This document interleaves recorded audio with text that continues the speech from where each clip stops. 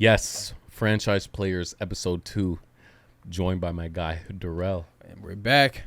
joined by my guy P as well. Yes, sir. We're here. Welcome.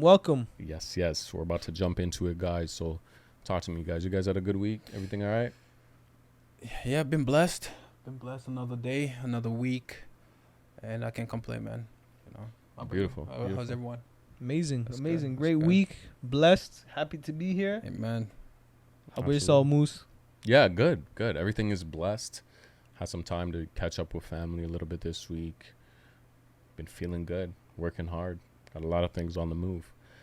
So without further ado, fellas, let's just go ahead and jump straight into it. Let's go ahead and I'm going to give you guys the best in the West, worst in the West, best in the East, worst in the East. Let's go ahead and talk about it. Cool. Let's start with the best in the West. To nobody's surprise, really. The Denver Nuggets, 8-1 record, top team in the West, number 2 in offensive rating, number 7 in defensive rating, so top 10 in both categories.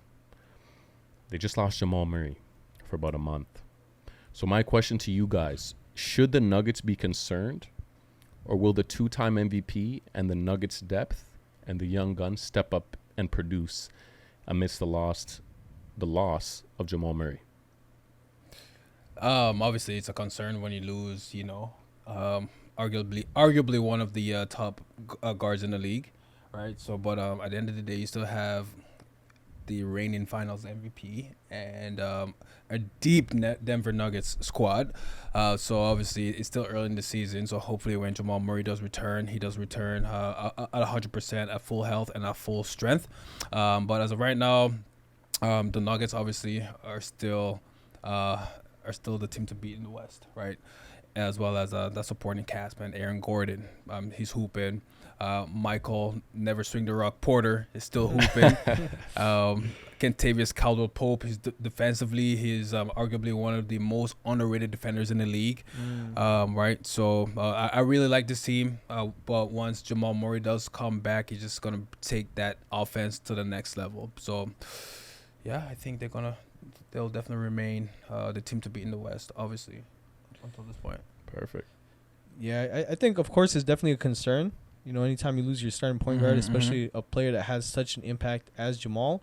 However, from the past, the other times Jamal's gone down with injuries, the Nuggets have still shined and done amazing. And obviously with Jokic kind of conducting the offense, should I say, and everyone knowing their roles on defense, with Mike Malone coaching and doing a good job of coordination. Like you said, underrated defenders. Even Reggie Jackson's a great defender as well. I don't think they're gonna have too much trouble. And Jokic is a closer, man. If the game's tight, like we know he can do, right? We know he's gonna get to his bag. Doesn't really matter who's there. Obviously it sucks, but actually it could be a blessing in disguise, because the guys coming off the bench, the guys that don't have as much of a role, can step up and get a little bit of experience early to start the season, which might actually help them in the playoff runs, when they might be asked to step up if any other injuries occur. So who knows? Absolutely. Yeah, absolutely. Yeah, personally, I think they'll be fine. I've seen a lot of growth from these younger players on the Denver Nuggets roster, and actually it was kind of surprising, because I didn't quite think they were that deep. Obviously, I knew they were top heavy. You got Jamal Murray, you got the best player in the league in the Joker, but I didn't quite know that they had this level of depth. When you talk about a guy like Christian Brown, I believe that's how you pronounce his last name, he's putting up some pretty good numbers. Peyton Watson and also Julian Strother, those guys have kind of come in and have helped the depth of the Denver Nuggets. And I think in the absence of Jamal, you still got a guy like AG who can step up. Still got a guy like Michael Porter Jr. who can shoot the ball at an incredible level. And Reggie Jackson, who was like a super depth piece to the last year's Denver Nuggets championship roster. Now he's getting his chance to shine as the backup PG. Bruce Brown is gone. And he's always been so solid to me. Yes. I've always loved what Reggie Jackson has brought to the table on all the teams that he's been on. So I think they'll be just fine personally. And the Joker, he's just that good. I know, P, he was your MVP pick for this year. Yep. He's just incredible. So I think they'll be just fine. Jamal, take your time, man. Take your time. Nobody's waiting on you too much to come back. I think the Nuggets will be fine. Yeah, especially with the injury that he sustained, a hammy injury. Those are very tricky. Yeah. Right. So for him to be back, hopefully he's 100% when he does get back, because that's an injury that lags. That's an injury that's always going to be lingering, right? So hopefully he's 100%. He's just taking care of his body, right? So we know that Jamal Murray himself, within the last couple of years, has sustained quite a bit of injuries. So hopefully when he does get back, he's at 100%, so that he's able to assist this team get to the next level in the Most coming definitely. months. Right. One note for Denver as well that I really like is actually, it's outside of even any individual player on the team. Mm-hmm. It's actually I speak towards the culture that they've built. They built a very blue collar sort of like, we get what we need to get done no matter who we have type of identity. And I'm not a Nuggets fan per se, but as a basketball fan, I really do respect kind of what they built over the last few years, especially maybe the media narrative of constantly underrating them for a while until they got theirs, so to speak, Right. has embodied that, and they still kind of have that same build. So I think for the most part, they're always gonna fight. They're always gonna be dogs, and I really respect the culture that Denver and the Nuggets fans and the GM has kind of built over there. So Yeah, they're definitely cool. And if you look at the just the offensive shares, the win shares, Nikola Jokic is number one in the league, right? So Nikola Jokic is number one in offensive win shares. Win shares percentage per 48 minutes, Nikola Jokic. Bucks plus minus Nikola Jokic. Defensive Bucks plus minus Nikola Jokic. You know what I'm saying? So his value alone, just by having Jokic on the court and on your team, Far and away best player in the league. 100%. So it's when they do get Jamal Murray back, he's just gonna help catapult that offense to the new heights. Plus to Moose's point, how does all those key pieces, those supporting cast that's currently stepping up right now in Jamal Murray's absence, is all an attribute to Nikola Jokic. Especially when your star guy is willing to dish the rock out. It just makes you feel, it's the same thing with LeBron, the LeBron effect. That when your star player is willing to make that extra pass, Right. instead of eating all the food on the table. Yep. So it's a good thing. It's a good thing to see for sure. And I think there's something actually mentally, antagonizing, and it kind of wears you down from a morale standpoint, because it's like he does things in such slow motion where you kind of know exactly what's gonna happen, yet he still does it with seemingly ease. Facts. And I compare it with the analogy of, like, you guys ever have like a fly come into your house, and like if it's a quick fly, and you're trying to swat it and it gets away, you're like, all right, it's fast. Like I might not get it this time, but that slow fly that for some reason you just can't get, that's kind of like what Jokic is, man. And it frustrates you that much more because you're like, right. How am I not swatting this damn fly? But Jokic, he's got the skill. Yeah. And, 100%. Absolutely. To your point, man, he's in the past but living in the future. Right? Yeah. The game is so slow. He's already like 5 steps ahead of the defense. Just the way he's able to make plays before they even happen. Right, so it's a beautiful thing to see. Playing chess, not checkers. 100%. Absolutely. So those are all great things from the Denver Nuggets. They have a deep team with the best player in the league. Let's talk about a team who's been struggling quite mightily to come out of the gate here. Talking about the Memphis Grizzlies. They're 1-7. I think they were 0-6 to start, and they just picked up their first win, and then unfortunately they lost another one. They're dead last in offensive rating. They're 14th in defensive rating. So, fellas, what is the reason for the lack of scoring and subpar defense? P, talk to me. I think they're still a young team. I don't think we should hit the panic button yet. Sometimes young teams have a little bit of a struggle kind of getting out the gate. And, you still have a lot of talent. Like, Ja Morant's, he's an amazing talent, right? So that being said, it's a bit of it's sometimes a little bit of luck, chance as well as involved. I think they do have, they have a good amount of talent on the team to be able to kind of pull themselves back up, within the next few weeks. I don't think it's time to worry. They're just figuring out some pieces and probably a little bit of growing pain. I don't think anyone expected them to really be super hot off the gate. Obviously, we didn't expect them to do this bad, but it's only like 8 games in. So there's definitely a lot of potential for them to kind of make a swing back up, at some point. Yeah. Yeah. So when you look at that Memphis, that Memphis roster, who can really go out there and get bucket, right? So the only player on this list that can truly, you can say, hey, get me a bucket right now is Desmond Bain. Right. So right now he does not have much help offensively. Right. So Jaren Jackson, obviously he's obviously the defensive player of the year candidate each and every single season. But apart from that, Marcus Smart offensively he's not efficient. No. Right.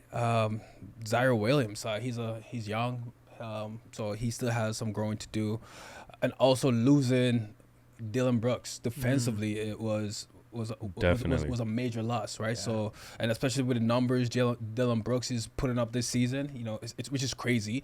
Is 60% from three, 90% from free throw, and 60% from the field as well. So he's been hooping in Houston, right? So that's a major loss, right? And additionally, man, Ja Morant. They're missing Ja. Missing him. Missing Ja just because the dynamic Ja and Desmond Bain has offensively gets everyone else going. 100%. Right? So just when you're missing your star player, it really shows. Absolutely. Right? So there was a narrative that was going around the league last season that the Memphis Grizzlies were better without Ja Morant. There was, yeah. No, yeah. Well, Ja Morant contributed to that system, and even when he was missing, you can still see that his energy was still with the team. So his energy is being stripped away from the team. So now they have to get that energy elsewhere. Right. Right. Definitely. So it's kind of hard. It's kind of hard for them to pretty much get back to that point that they were early last season. But yeah, for sure. But right now, there's no one you can say here, take the ball, get me a bucket. So I think that's why the offense is just stagnant right now. That makes sense. Yeah, it's tough, definitely. To me, losing defensive anchors like Steven Adams and Dylan Brooks, that hurts, because they had a strong defensive identity for the last few years, and that's really tough. Truthfully, it is. They got Marcus Smart, who's obviously a plus defender, former defensive player of the year. But when you lose two guys, obviously Adams to injury and Dylan Brooks to the Houston Rockets in free agency, that takes a hit. That takes a hit on chemistry. It takes a hit defensively as well. Ja Morant, obviously, like you said, Durrell, a star in this league. And could you also call him a superstar? I mean, this guy's averaging Arguably. 26 points per game, 8 assists, six rebounds. That's no joke. They're also not moving the ball well enough for me personally. And losing Tyus Jones was a big hit because he is starting for this Wizard squad now. He filled his role so well when he was coming off of the bench for the Memphis Grizzlies. And again, that's another piece of their depth that's been stripped away. And I think it really hurts them. Obviously, we said the Ja Morant suspension, that hurts a lot. I know, Durrell, you went off on that topic, and I couldn't agree more. Marcus Smart's a very good defender, but it doesn't fill the void of what a departing Brooks and suspended Ja Morant, injured Adams leave out. Ja Morant, he's eligible to return from this suspension on December 19th against the Pelicans. And clearly the Grizzlies are counting down the days until he's back because it doesn't look too good. And so am I, because he's on my fantasy team. So, I want him to come back and produce for my team as well. But yeah, the Grizzlies have some concerns. They've had some injury problems. They've had their depth kind of stripped away a little bit. They're gelling with some new players on the roster as well. So I think those are all worthwhile reasons as to why they've been struggling, in my opinion. And also, like, D Rose, man, he's injured as well, right? Like, at least if he would have been healthy, maybe there would have been a little bit more traction on the upward swing. But without Rose, even playing, right? Like, it's tough. Yeah, tough. Especially one thing that the Memphis has been anchoring on for the last couple of seasons was their defensive identity, right? So right now they have no identity. Right now they don't have a defensive identity or an offensive identity. Their defense is still fairly decent, but it hasn't been to Moose's point. Steven Adams, it's not elite. It's not elite. Dylan Brooks, those are crucial pieces that they're missing, especially in the era that we're in right now, which is wing heavy, where you don't have those for sure wing defenders on your squad, plus that brick wall down low. Yes, it's 100%. It's a major deficiency on any squad. Right? Yeah, absolutely. So before we go ahead and jump into the East, right? Best of the East, worst of the East. There's one more team that I wanted to mention to you guys. So the LA Clippers experience with James Harden hasn't gone as planned so far. They've gone 0-3 with Harden. He's averaged 14 points, around 14 points, 5 rebounds, 5 assists across 3 appearances. He spoke to reporters after the Clippers' 144-126 loss to the Dallas Mavericks.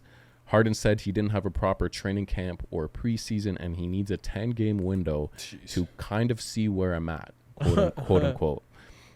So now, guys, what do you feel about Harden and his addition to the Clippers and what you've seen of him so far? And do you think he really does just need that time to adjust, or is this Clipper squad destined for mediocrity? Yeah, that's a scary space to be in, right? Especially for the Clippers. They are in a win now mentality, right? So James Harden, he's arguably top 5 shooting guards of his generation, but when it comes down to just the mentality and his approach to the game, he's kind of disrespecting the game in a sense. Absolutely. Right? So what do you mean you didn't have the off season to take care of your body? The off season doesn't matter what team that you're playing for. It doesn't matter if you will be playing for or suiting up for the Philadelphia 76ers or whatever. The offseason is grind time, man. Absolutely. Right. So when it's game 1, you should be ready. You don't need 20 games into the season to be ready. Right. So each and every single player has an offseason. The first game of the season, they're ready. Right. So for him showing up to training camp the first game of a couple of seasons ago when he was in Houston, he was like someone overweight. To me, he's disrespecting the game and then requesting trades, talking trash about Daryl Morey. And like that just shows his mentality and his approach to the game. And now he's not. Now he's saying that he needs that 10 games. Like, nah, man. That's first of all, you know what? He's a selfish player, in my opinion. I Right? agree. Honestly, it's like I feel like 2 things are intersecting in his career at this point. His immaturity is not high enough. Yeah. And now the regression of his skills is also kind of like declining. So he's at a point where these things are really crucial for someone to actually respect you like a teammate, especially when they have championship aspirations, right? So it's kind of crazy the fact that him and Kawhi are on the same team. Yeah. To be honest with you guys, Really because they're total polar opposites from a personality standpoint and from approach to the game, right? It's pretty unbelievable. Yeah, for sure. I think is also to your point with James Harden, man. He just lacks that discipline. Right. You know, it just lacks. He's that like the discipline. Shaq of shooting guards. Yeah, man. You know what I mean? If that makes sense. If I can make that analogy. All the talent in the world, but doesn't necessarily lock in. But borderline delusional, right? Obviously, what is he? 2-time MVP. You know, so obviously he has his ego. He needs to get his ego in check. You know what I'm saying? So it doesn't matter if you're 2-time MVP. You've been on 4 different teams now. Yeah. Right. So. Yeah. I mean, personally, in my opinion, I can relate with what he's saying in a sense. You know, Okay. we've seen what you guys are saying before, right? How he's acted in the past and how he's come into the off season, not necessarily, or he's come into the season, sorry, with not the greatest level of focus. Yeah. Sometimes he's been overweight, things of that nature. But at the same time, if you're going to a new team with all of these stars, Kawhi, PG, Russ, you know, these guys were all big stars in the league at one point, or, you know, for example, Kawhi really still is.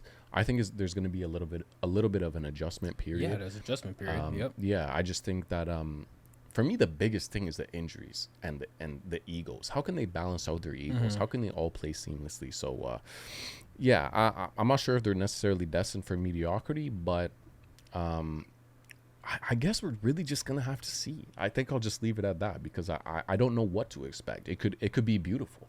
It could be an amazing thing. They have all of these stars on the team, even if they're a little bit past their prime. They're still very serviceable. Or, you know, is it going to be a disaster? So yeah, that's kind of what I leave it to. So let's go ahead and jump into the best of the East. We did the West. The best of the East. Joel Embiid's 76ers. 6-1 record. 4th in both offensive and defensive rating. Will they hold this number 1 seed? Why or why not? Well, I guess it's just based on, first of all, if they get a healthy Kelly Oubre back because he has been hooping. He has Right. been hooping this season. Yeah, we'll get into Right, that news so, in a bit. Yeah. Also, additionally, if Tyrese Maxey keeps hooping like he's hooping so far, and also Joel Embiid's health, right? Right. Absolutely. Joel Embiid's health has always been the asterisk to his career. Right, so he'll get off to a really good start, and all of a sudden something happens. It could be his knee, it could be his ankle, something, right? So hopefully he stays healthy. So he's on a mission this season, right? So he was the MVP last year, and then just the way he went out against Boston last season. So he definitely needs to redeem himself, right? So he's arguably one of the best players in his generation, and also this year it's him and Jokic. So he definitely has something to prove this season, right? So hopefully he stays healthy. Yeah, I agree. I think they're definitely going to hold the top 2, top 3 seeds. I mean, even with having Coach Nurse, on that roster as well, he must feel a little bit salty getting fired by Toronto, obviously. So he's coming back to try and show the league his own value, right, and his own ego. And also Joel's, he likes to have the light shining on him, as we saw with the MVP, right? Mm-hmm. So the regular season light, man, he's gonna gun for that number 1 spot. We'll see if Boston or Milwaukee can kind of hold that, but they're gonna be top 3 without a doubt. I mean, I would put my money on that for sure. Yeah, absolutely. Top 3, 100%, in my opinion. Mm-hmm. Will they hold the number 1 seed? I don't think they will. Embiid seemingly improved his playmaking. He's scoring with ease. We know how big of a star he is. Obviously, the MVP last year. Tyrese Maxey coming alive looks like a true star. Like, I'm just so excited. We spoke about it in the previous pod. I'm so excited for his potential. He's only 23. I mean, this guy, he's already averaging 25 points a game now that Harden is out. So I'm just so excited to see what happens with him. Tobias Harris playing like a fringe all-star level talent. We kind of all expected him to be in Orlando. That's great, but in my opinion, as the number 1 seed, I don't see it. There's deeper teams. The Bucks, the Boston Celtics, namely. When you talk about Drew Holiday, Tatum, Jaylen Brown, Porzingis now, my goodness, and the depth, Derek White, Al Horford, it's just crazy. So will they hold the number 1 seed? Nah, I'm not saying. Yeah, that. the only thing about that Philly squad, Philly has arguably the exact same issue most teams have against the Denver Nuggets.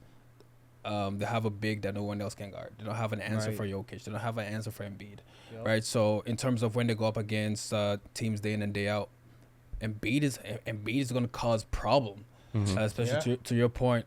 Tobias Harris, he's a knockdown shooter from out there, and also when he gets the ball, he's able to at least create shots for himself, right? As well as Maxey. Right. You have Kelly Oubre, who's playing amazing ball right now, right? He's a bucket. Great pickup for them. 100%. 100%. So as well as some of the additions from that Clippers trade, he got Covington. He also got a Batum. Those are knockdown shooters, and also amazing wing defenders, right? For sure. So I do believe that they have they pose a real good threat of that number 1 spot. Right, so Boston is good. I love Boston. I love I love the additions that they've added to the squad, like Drew Holiday as well as a Porzingis. But what is Porzingis going to do against a Joel Embiid? Nothing. What is Al Horford going to do against a Joel Embiid? I mean, nothing. We're gonna find out. We're gonna find out. We gotta wait and see. But that'll be a decent matchup, because at the end of the day, like last season with the Wizards, Porzingis showed a pretty good stretch on defense. He just kind of showed strides of him being the way he used to be in the same form on the Knicks. I mean, majority of the time he's not gonna stop Embiid. Let's be real. Yeah, 1%. He's a good help defender. But that being said, I mean, Boston, man, they're just gonna score at such a high volume, and ultimately, the game's close, right? We got a couple minutes left. You don't know who's taking the shots at any one of those guys are lethal. In those big clutch moments, whether Jaylen Brown, Jason Tatum, Kristaps Porzingis, and I also like Coach Mazzulla, man. Coach Mazzulla is a very I was listening to the conversation he was having with JJ Redick. He's a very intelligent, high IQ coach, and also having Brad Stevens mentoring him, guiding him as well with the system that he used to implement in Boston. I mean, Boston's my favorite for number 1 seed without a doubt. 1%. If they can stay healthy. 100%. So now that we're talking about that, then why don't you guys give me your predictions for the first 3 seeds in the East? So I know P actually and Durrell, right? You guys are both saying the Celtics at 1. Yes, sir. Who you guys got at number 2? Honestly, Philly, man. I don't want to say it. You got Philly I don't at want 2? to say it because I'm not a Philly fan. But I have to give them their flowers when they deserve it. Yeah, 100%. Yeah, it's Celtics, Philly, and then Milwaukee. Okay. Milwaukee, their depth is also an issue. They're not deep. They're top 5 heavy, but they have 0 bench, right? So especially the last couple of games, with Dame being out, losing to, I believe last night they lost to the Magic. Right. Right, so it's Good young team. Yeah, you can tell that the depth was lacking last night. Right, so Milwaukee, there's an asterisk of them being good, but then again, when you have a Giannis and a Dame, arguably one of the best point guards in the league, and arguably one of the best power forwards in the league as well. So yeah, that's my top 3 list. Yeah, you know what? I'm riding on that asterisk, man. I'm thinking, I like that Dame and Giannis combo. I feel that just give it some more time. You know what I mean? This is the first time Dame is away from Portland, and he actually has to play with a real, true superstar, not just a star like he did with CJ McCollum, or maybe if some of you wouldn't call him that, I would call him a star. But he's never played with a superstar, especially on the caliber of Giannis Antetokounmpo. So I'm going Celtics number 1. We all agree on that. But instead of taking Philly at the 2, I'm going to take the Bucks, and then I'm going to take the 76ers. Okay. So we're talking about the best in the East, guys. Let's talk about the worst in the East, the Detroit Pistons. 2-7 record, 20th in offensive rating, 16th in defensive rating. What will it take for this Pistons team to start winning some games? Some experience. Yeah, absolutely. Some experience. That team is extremely young. They're still developing. Kate Cunningham is having an amazing season so far, right? Asar Thompson, is it Asar, man? I believe it's Asar, leading the rookies in rebounds, blocks, which is a promising sign. He's gonna be a problem. Jaden Ivey, he's been injured as well, who was supposed to be their leading 2 guard, and Jalen Duren, he's young, but he's putting up amazing numbers. Once again, it's just some experience. The team just needs some more, just more time together, and so on and so forth. But it's promising. That's what happens, man. When you have a young team, that's it. They don't have a for sure veteran on their team, right? Which every young team needs. Killian Hayes definitely hasn't really taken that step that they thought they would. Yeah, the Piston fans hope that he would. Joe Harris hasn't balled in the last 3 seasons, right? So it's if you just look at this roster, it's a bunch of just kids, man, to say the least. Man, I hate to say kids, but it's a bunch of young guys, right? Very true. That's essentially it. They just need just more time to develop, right? And then once they develop, I do believe they have an amazing young core, right? Once Kate Cunningham comes to his own, he's obviously taking those steps now. Asar Thompson showing amazing defensive potential. And then you have guys like Marvin Bagley, James Wiseman. Those guys have not taken the step that we all thought they would take this season. And that's Jalen Duren's going to be a problem too. He's going to be a problem. Absolutely. Even Paul George said it, man. He tried boxing him out, I believe it was in his rookie season, and then he's like, damn, this guy's not moving. Right. Yeah, man, I think they just need more time, more camaraderie, and just more experience. 100%. P, how you feeling about the Pistons? I mean, the Pistons are kind of doing what we probably expect the Pistons to do, so I don't think it's any shock or surprise necessarily. Like Durrell said, the young talent is there. Everyone's got potential. But what I think, needs to be addressed when talking about the Pistons is the really smart and high IQ move by management to pick up Monty Williams as a coach. I mean, I really don't know why the Suns let him go. He is a phenomenal coach. I think he got one of the highest contracts as a coach. Yeah, he did. In NBA, right? He did. And in the history. The beauty is it's he's the factor that is giving extra confidence to these young guys through these losses. These losses aren't really losses. They're learning correction. Couldn't agree more. They're learning mistakes, and at some point, the sting that it's gonna bruise their ego of going on like a long losing streak is gonna get to them, and all of the advice that they're getting from their mentor, their coach, is gonna click. And I know they're gonna not be a huge problem, but they're probably gonna have a few runs where they figure things out and really kind of ball out at a level that we probably wouldn't expect out of them. So that's kind of my take on it. Yeah, absolutely. I mean, I definitely agree with both of you guys with basically everything you said. I think it's just gaining experience, learning, not taking those L's as in a loss, but taking them as in a learning experience, right? Having Monty Williams at the helm, and I believe Dwayne Casey now in the GM role. Oh, really? Yeah, Wow. In the GM role. So I think having those, absolutely, having those guys obviously have winning resumes. Having those guys there to to kind of help in the locker room, help guide those guys into the right space, and someone who he didn't mention yet, Bogdanovic. He's a great shooter. He's been a great vet in this league, and I feel like he can help kind of right the ship for the Pistons a little bit. Obviously, 2-7, like you said, P, is kind of what we expected. Young team, but the potential's through the roof, like Durrell said, right? You got Cade, you got Ivy, you got Duran. Like you have Asar Thompson, who's balling out in what? It's been 9 games. They're 2-7. It's been 9 games. So I'm super excited for their future. But yeah, as of right now, it's not their time.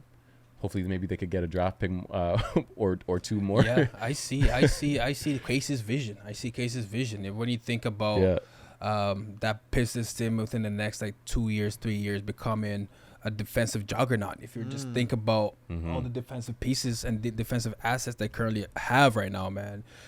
To Moose's point, Jalen Duran, you have Asar Thompson and the dude that chased down LeBron. Isaiah Stewart. Those are all. He's a dog. They have dog. You all know Dwayne Casey has Raptors fans, right? So he has a defensive first mindset, and you have a Kate Cunningham who is offensively is a monster. He is the second coming of Luka, just by the way that he's been balling, right? So he's a big point, 6'6", can handle the rock, amazing court vision, So it's I definitely like the vision of the Detroit Pistons. Once again, to P's point, this is something that was expected, right? So if the record was vice versa. would be like, hey, this was not expected, right? Yeah. So you know what? You can call them the developmental Pistons. Not the Detroit Pistons, the development Pistons, because they are developing. Definitely, yeah. 100%, man, 100%. Absolutely, fellas. What is wrong with the Chicago Bulls? 3-7 record, not quite as bad as the Detroit Pistons record, but 3-7 record. Can we talk a little bit about that and what's going on there? They don't have an identity. Yeah. What is the Chicago Bulls' identity? When you look at the top teams in the league, they all have an identity. When you look at Chicago Bulls, it's like they don't really have a defensive identity, and offensively, DeRozan, he has regressed. A couple of seasons ago, when DeRozan he was hooping. Right, so if right now DeRozan in terms of turnover assist to turnover ratio, he's leading the league in that as well, right? So that is not helping that team, and and also they're missing a point guard, a true point guard. Not being able to have Lonzo Ball has you can see how it's impacting this offense. Definitely, right? So it's That's a huge loss. It's a huge loss, right? So they don't have a true point guard right now to pretty much just calm everything down and set Vucevic up, right? Vucevic, he needs a point guard to pick and pop, pick and roll, and even DeRozan, man, as amazing of an offensive player that he is, the offense needs to be free flowing for him to do what he does. But right now it's still stagnant. Yeah, his defense too. His defense has always been ass. I feel like they almost like they're gonna obviously come back and probably be around the middle of the pack, but it's like they've almost counted themselves out from what it seems, from actually even having a chance at contention. It's almost like they know their roster, the way it's been constructed, and obviously luck has played out with Lonzo Ball. It's like they're doomed to be mid forever with what they have. You know what I mean? And it seems like they can't get past that identity crisis of being mid. it's like, damn, like this sucks. You know, I mean, they traded all these pieces away for Vooch. He came in and heavily regressed.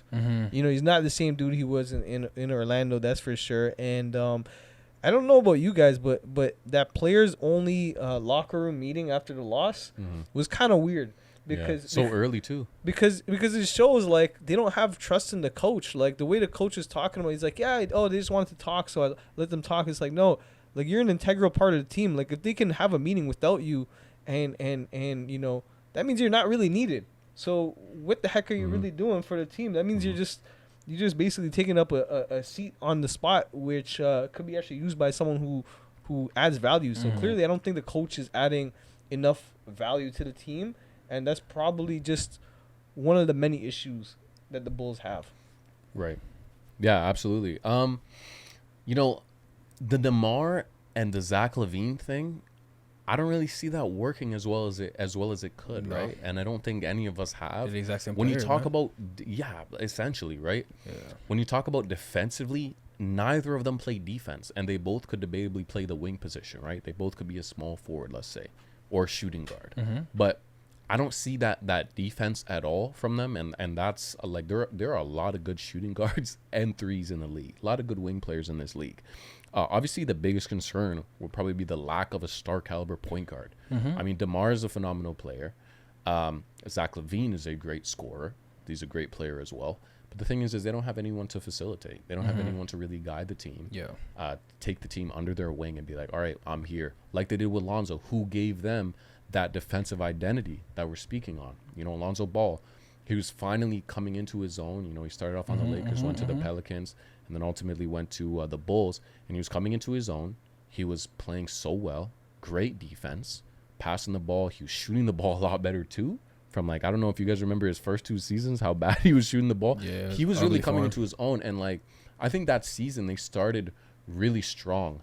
And I think they were first in the East for quite a while. But then right when they lost Lonzo, that hit was felt immediately. So that's obviously one of their biggest concerns. Lack of depth. I'm not sure if I'm crazy with the depth that they have on their team as well, especially at the power forward position. Patrick Williams, he's okay. He's a good young power forward. Yeah, but he hasn't taken a jump that they hoped that he was supposed to take the season. Exactly. Yeah. That's a great take, Moose. Yeah. You know, you have a great take with that for sure, man, without a doubt. And one thing I really liked about Lonzo with defensively was him and Caruso together.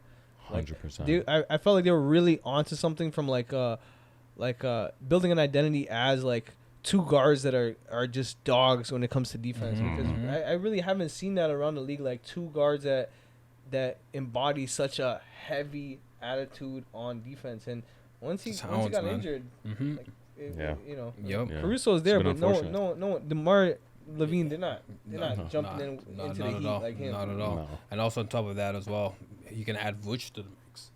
Vooch has never been known to carry a team defensively. No, Right, so Yeah, that's also true. that team. Steve's getting put on posters. Yeah, if you look at the Chicago Bulls right now, they're bottom of the list right now, bottom of the pack in terms of defensive win shares, right? So and also defensive ratings, right? So it's all in the numbers, man. So Lonzo's presence defensively has been missed for sure. Absolutely, yeah. It's been tough for them out there, but you know. What do you think they'll finish? What's your thought? I mean, kind of same thing as last year, really. Like, what did they finish as, a 9th seed? Yeah, so something like Was that. it? They were in the play-in. Something around there. Definitely. I feel they feel the exact same way. And maybe they're 10th. I think we were 9th. I think the Raps might have been 9th. Whichever it was, I feel like they'll be Something right like there, that. 9, 10. Yeah. In the play-in. Right there. I think they'll be fighting for a playing spot. Yeah. Let's talk about some free agent additions that have been great impacts to their team so far. Okay. So a couple of guys that I was watching during the last few weeks, and a couple of guys that I was really high on, and I seen that they really fit with their new teams really well. Bruce Brown, right? Coming from that Denver Nuggets squad, championship squad, might I add. I feel like he offers a lot to this Indiana Pacer roster in terms of veteran leadership, in terms of shot making ability, in terms of, again, championship pedigree, right? Because when you have guys that can come in that have already won before to a team that's full of young guys, a bunch of unproven guys. I think it's a great fit. And now you have two lethal shooters in Bruce Brown, Buddy Hield as well on that team. Obviously, you have that young core of Tyrese Halliburton, Ben Mathurin, who I think is going to be a problem in this league as well. I just felt like that was such a smart move for the Indiana Pacers. I didn't know how necessarily it was going to look at first, but I really like that guard depth that they have. What do you guys feel about Bruce Brown? Yeah, like Bruce Brown, obviously, is coming off a championship season, right? So, obviously, just in terms of mentality, he's also bringing a winning pedigree to a young team that truly needs that veteran leadership, right? So, especially when a leader comes in, well, not even a leader, when a new member comes to a team, what value are they going to add to the young squad, right? So, obviously, work ethic. Obviously, he's been around for sure. He's been around a league MVP, a finals MVP. So he's been around all-stars. So now he's able to at least mentor some of these young cats, especially especially the likes of, Mathurin as well as Halliburton, right? So obviously he's not in terms of talent level. He's not as he's not at the caliber of Halliburton, but he's been there. He's been in the pinnacle of basketball. 100%. Right? So he's able to at least let these guys know, hey, if you're not working, this is you're only going down this path. Because Bruce Brown, is that right? Yeah, Bruce Brown. Obviously, when it comes to talent, he's not the most talent. He doesn't have the most talent in the league, but just in terms of work ethic and when it comes in the game, you know what Bruce Brown is going to give you.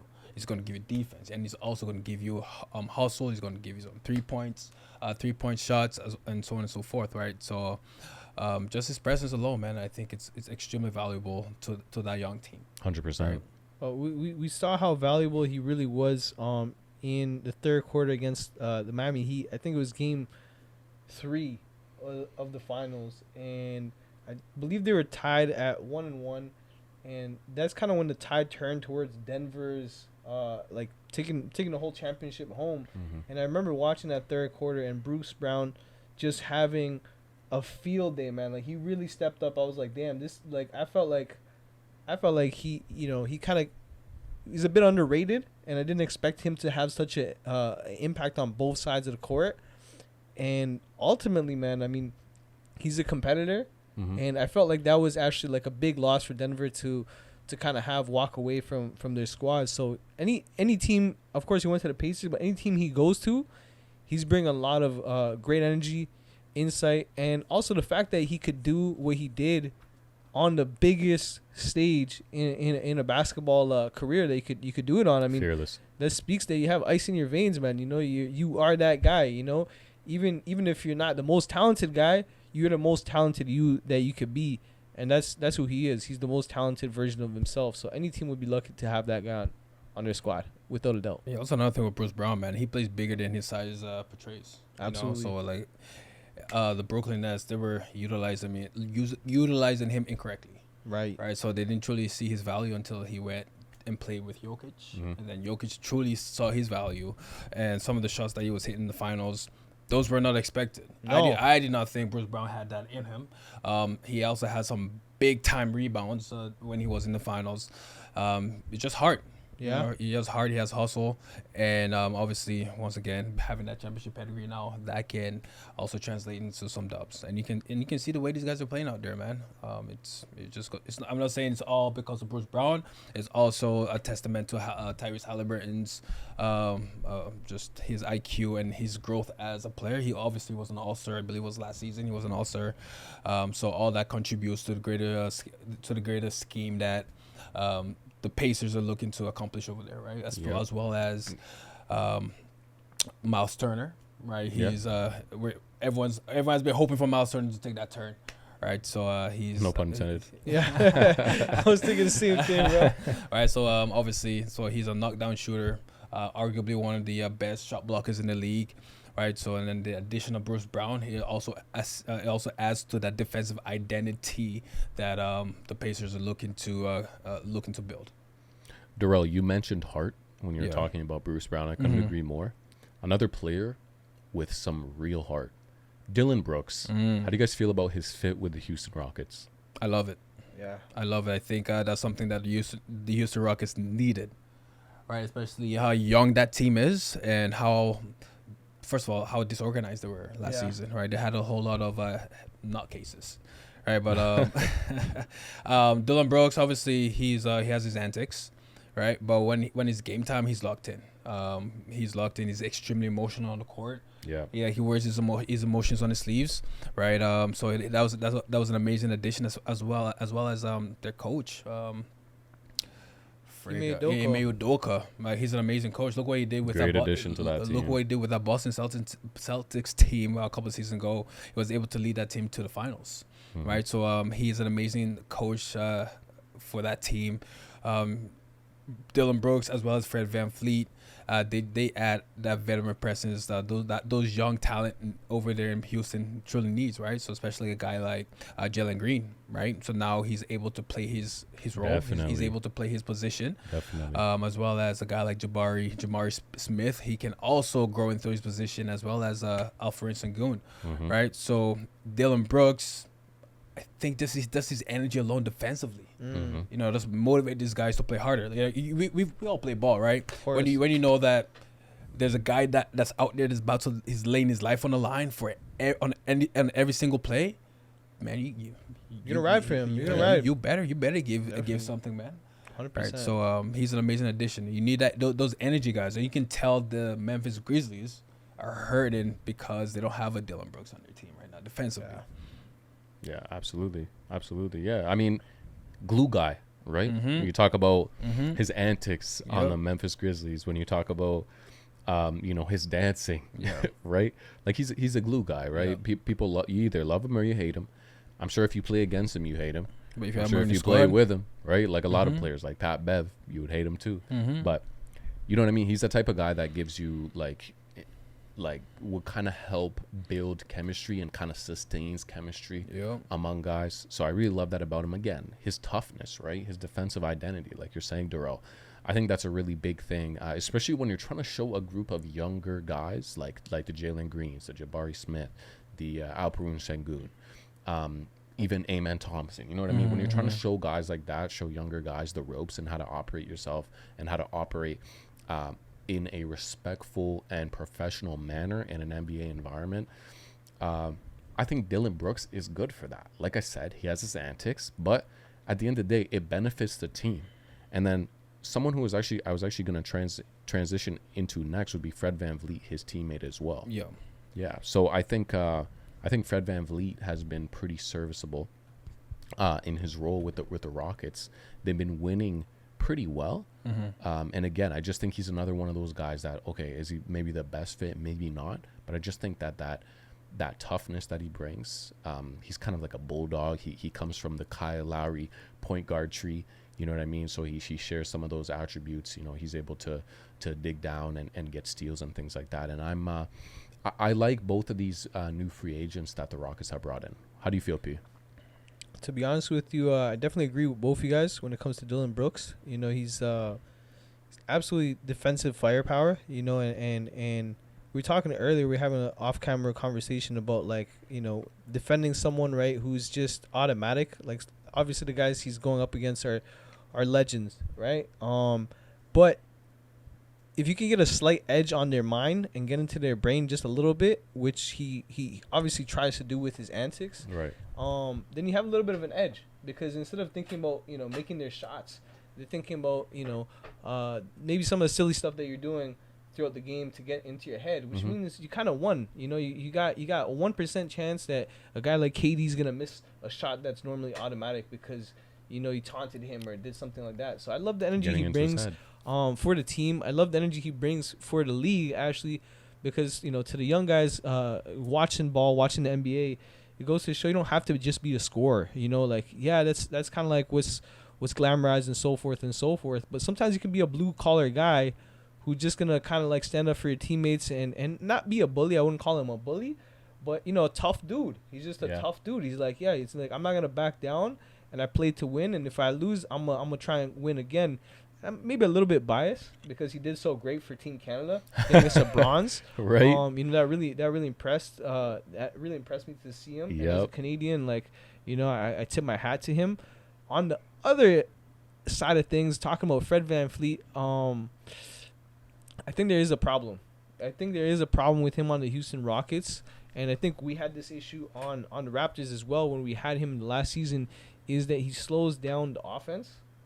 So with a bunch of young dudes, these guys want to run in transition. They want to get out there, and a lot of times you see kind of Freddie bring the ball up court at too slow of a pace where you could probably get some easy buckets and create mismatches. Ideally, I would have loved to see him on Phoenix, coming off the bench. I think that would have been that would have been the greatest fit for a player of his style. And then on top of that, he's the defensive liability, right? Like he's gonna try and he's gonna do his best. Mm-hmm. But let's be honest here. I mean, you know, he's gonna get cooked on D.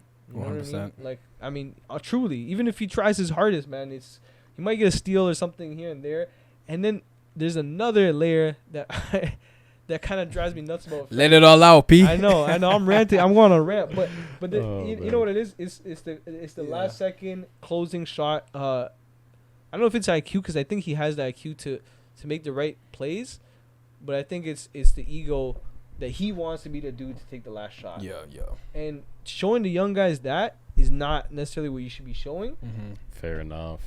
So hopefully maybe things change, but I don't foresee that. Yeah. So when it comes to Fred VanVleet, the one thing that we almost talk about is his efficiency. Right. So even this season, his efficiency has been dog water. Right. So once again, he is shooting. What is it? The shooting was 44. That's not bad. So far this season, he's 44% from downtown, 46% from the field. Sorry. That was the last game that he played. But sorry.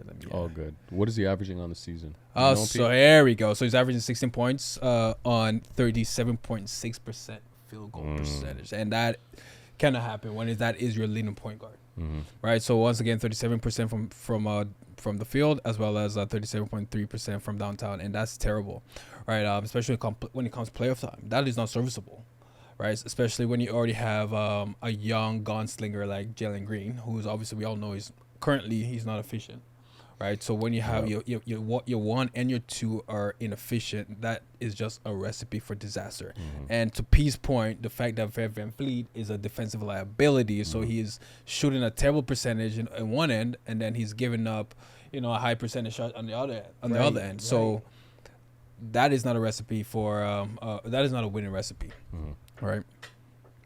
Yeah. I think a little bit different. I think that that championship pedigree, just having that vet, as I mentioned before, that could kind of guide the young guys. Listen, I don't think that Fred VanVleet was brought in to help them win a chip or anything. Yeah, for sure, right? For sure. I think he was brought in to, stabilize a young roster and kind of help show these guys, like I said, like how to present themselves on and off the court in an NBA, in an NBA fashion, right? In a professional NBA fashion.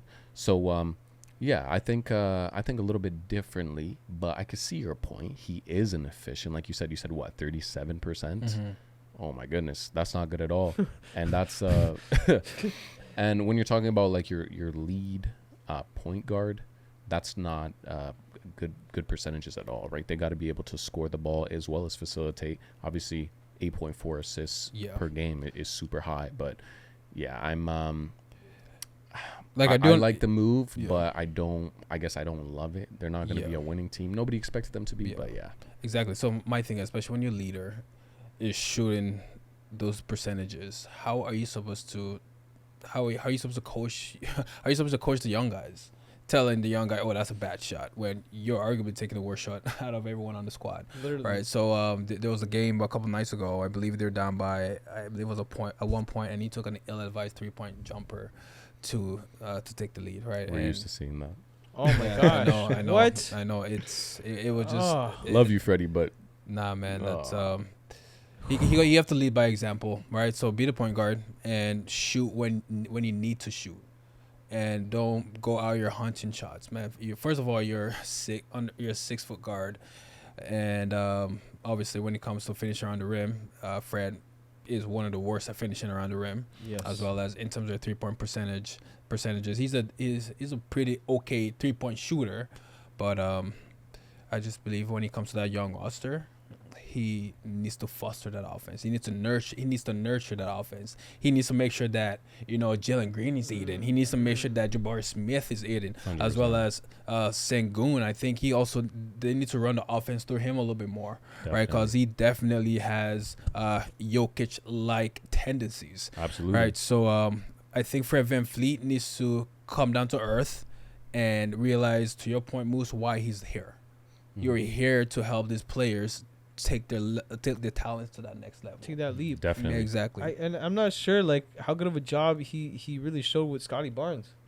None at all. In my opinion. Like if that was the resume, how come he got the job type of question, right? Because obviously Scotty's been a lot better since he's been gone. Way better. Even the offense, the Raptors' offense look In general. so much better without VanVleet Smooth. back there. Yeah, exactly. Schroeder's come in and actually going back to that Harden thing of like, I need 10 games or whatever. Schroeder came in and after the World Cup win came into our squad, into the Raptors and just like he's not forcing anything. Feel like a glove, man. Literally. Yeah.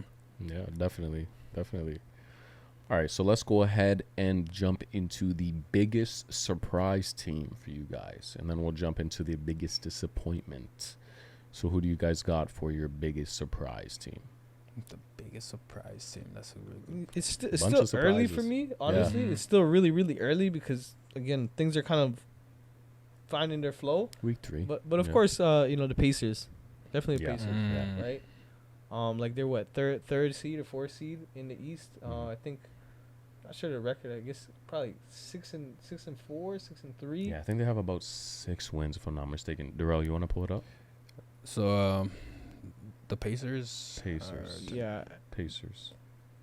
Yeah, I I believe. think 6 wins, if I'm not It mistaken. definitely is 6. I think they have 3 or 4 losses. Yeah, 6-3. Third, Yeah. So 6 6 and and 3, unexpected, but still early. I think they'll level down as the season goes on, but we'll see. Yeah, definitely. Yeah, to me, that's a really good pick. But I'll have to go with the Timberwolves, man. Right, especially obviously playing in the West. We all expected this, but the fact that I believe they're number one right now in terms of defensive ranking. So it's finally good to see the vision that the GMs had obviously with Gobert and Towns. They're finally coexisting as a unit, as well as it's finally taking that leap to becoming the face of. He's serious. He's taking that leap to become the face of the Wolves. Right, so for me, it's finally seeing the Wolves' defense actually taking course, right, taking shape, and it's looking real good.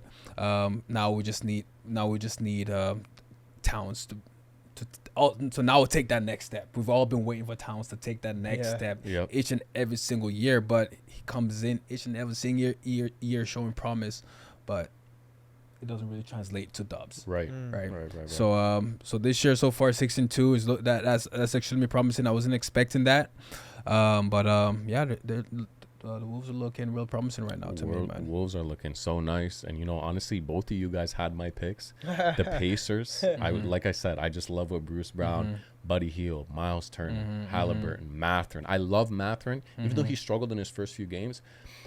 He's going to be a great scorer in this league. He is so young, and he seems so poised on the floor. I remember even last year he challenged LeBron James in terms of, like, I'm not giving anybody anything, right, until they come in here and beat me. Kind of in a similar way to how Dylan Brooks did. Obviously, that was more of a defensive way.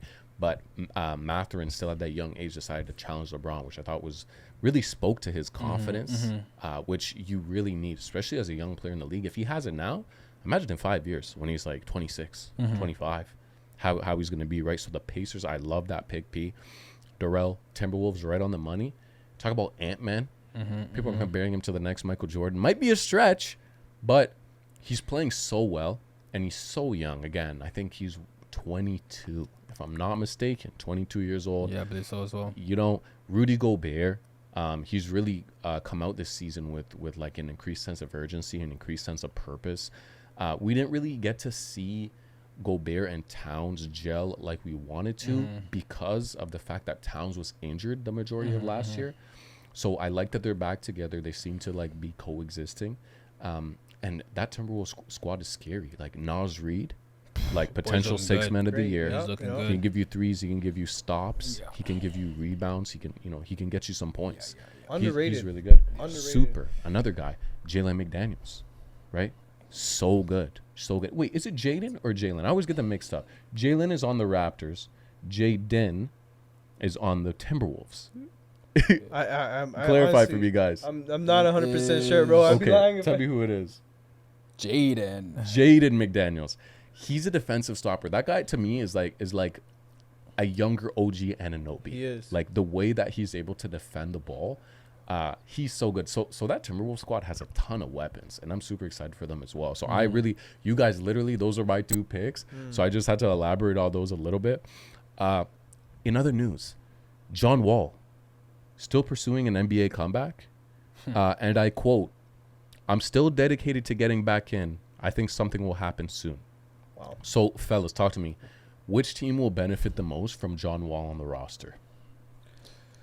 Man, I would have to say Memphis. Honestly, Memphis. Right now, yeah. I would have to go with the Raptors. The Raptors. I would have to go to Raptors. They need Okay. they need somebody else. They need someone to orchestrate that second unit, right? If we can get John Wall coming off the bench as our backup to Schroeder, As opposed to Malachi Flynn, for sure. as opposed to Malachi Flynn, that would be an amazing upgrade. For that Raptors second unit. You have John Wall. You also have who else is on the Raptors bench? You have Boucher, John Wall and Gary Trent. Ooh, that would look beautiful, man. As well as Otto Potter once he starts getting his game legs back. Remind me, when's the last time John Wall played? He played with the Clippers last year. Right. But he was injured. I don't really remember him actually making. He didn't play too many games for Much them. of an Yeah, impact. He didn't play that too many system games, just didn't sit well with John Wall. Well, for John Wall. Yeah, right? I'm kind of shocked no Yeah. one's picked him up. I mean, at this point, he's still young. You know how the Still young. NBA is, man. There are certain players that get blacklisted. Yeah. Yeah. Right? So fair. I believe John Wall has been on the on that list as well. He's absorbed so much money Right. from right. the NBA. The NBA is just like, you know what? Yeah. We're done with you. We can't. We're not gonna pay you no more, man. Wow. So it's the Houston Rockets bought out. I think was it Houston Rockets that bought out his contract, and then he signed.